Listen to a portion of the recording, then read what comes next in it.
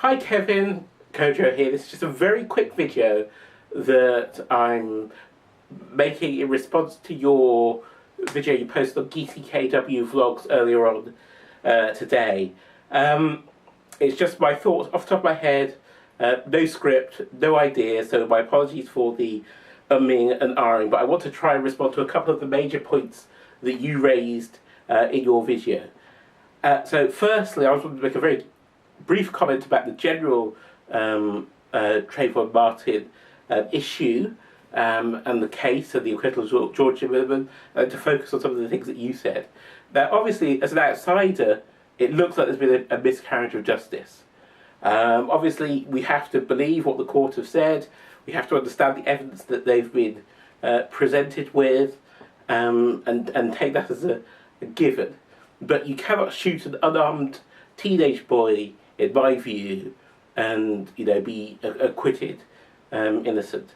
Now that may be a problem with the law, might be a problem with the jury, but whatever, it does seem that natural justice has not occurred, which is why people are angry about this in particular.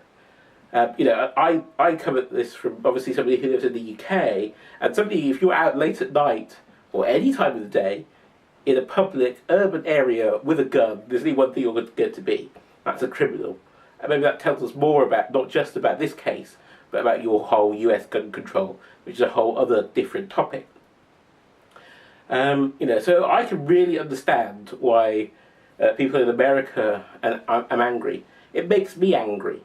And it makes me angry as well, primarily because I don't see any remorse or anguish, and I see people rushing to support Zimmerman in his actions. Like, this is actually okay.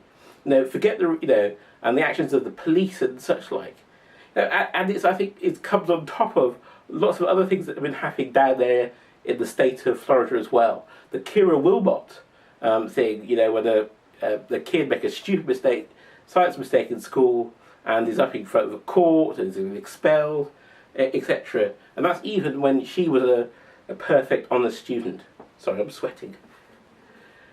So, I can really understand and I really support the anger regarding the whole Trayvon Martin case. It really does look like a miscarriage of justice. But let me get on to the points that you raised when you were talking about yourself and your upbringing and your relationships with different people and different cultures. I want to really say a couple of things. Firstly, keep speaking. Do not let your internalized fear or anything else let you from stop speaking. Now, I think it's perfectly valid for everybody to come forward and to talk about what they want to see from the good society, and to talk about how they are going to get us to the good society.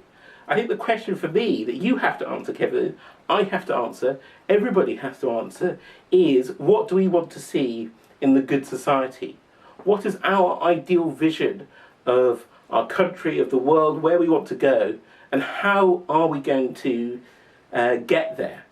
Now, once we've answered that question, it shouldn't matter that you're white commenting on black issues, or you're straight commenting on gay issues, or you're male commenting on feminist issues. What it should matter is you're answering the question, how can I make the world a better place? How can I work towards my vision of the good society? Now, my personal view is I want to see a world where people are, as you mentioned, a world where people are treated equally, both under the law and amongst themselves. So it's not just the law, but it's in our hearts and minds as well, that we will treat people of different races, creeds, colours, sexes, sexualities fairly and equally. To use the old Christian phrase, to treat our neighbour as we would treat ourselves. And that's my vision of the good society. Now, the only way we're going to get to that vision of the good society, or my vision of the good society, is if people like you, Kevin, who sympathise with that view and who want to make the world a fairer and more equal place, a place without prejudice, stand up and speak. You should not let your voice be silenced in any way. It's far more powerful that you talk about racism than if I talk about racism. You may not have a personal experience of it. You might not be the one that's been called names. You might not be the one that's been verbally attacked or physically attacked or turned away from a job because of the colour of your skin or of your sexuality or of your race. But the fact that you're standing up and empathising both with individuals and with the community speaks more. I think it was even, the most powerful people in the civil rights movements, were not just the people who were, the black people who were marching and sitting on buses in the 60s, but it was also their allies who said, actually, this is not good enough. I want to live in a fairer society. Even though I'm not part of the oppressed group, I believe freedom for them is freedom for me.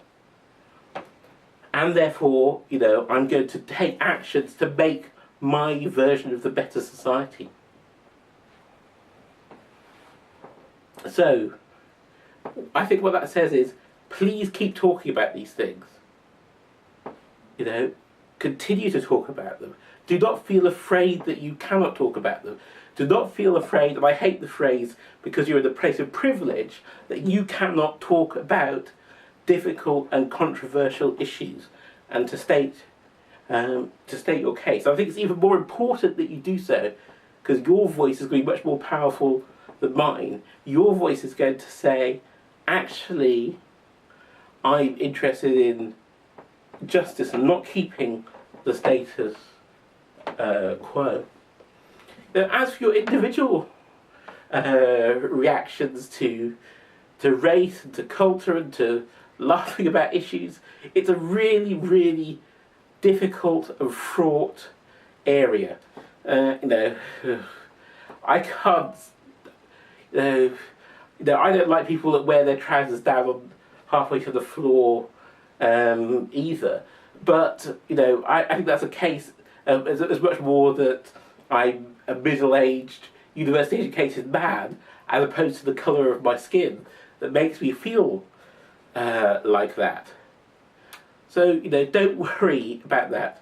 You said about having your own view of the world, and everybody having their own view of the world. And I think that's definitely true. I went to a very interesting session on NLP earlier on this week, neuro-linguistic programming, where the speaker was talking about everybody has their own individual view of the world.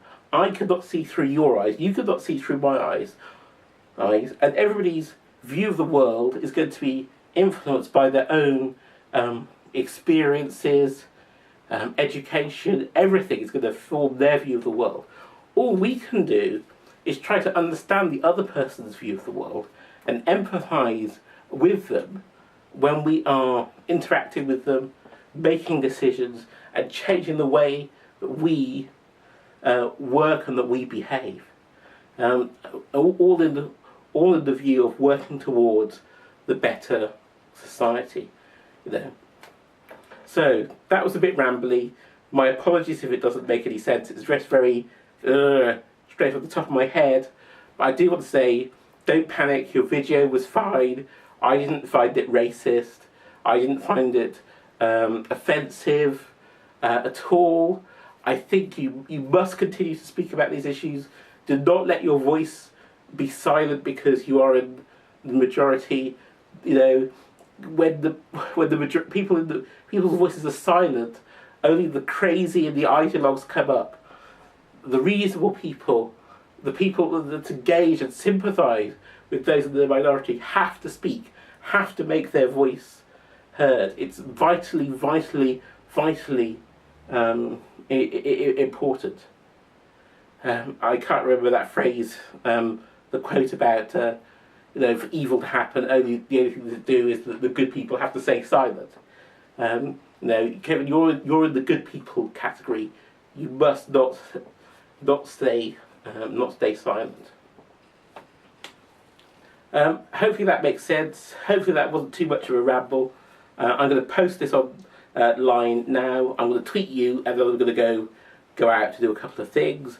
But I will definitely catch up with you a bit later, because I think this is such a key issue, and I don't want you to worry about privilege or anything else, or speaking on this topic. Speak, let your voice be heard.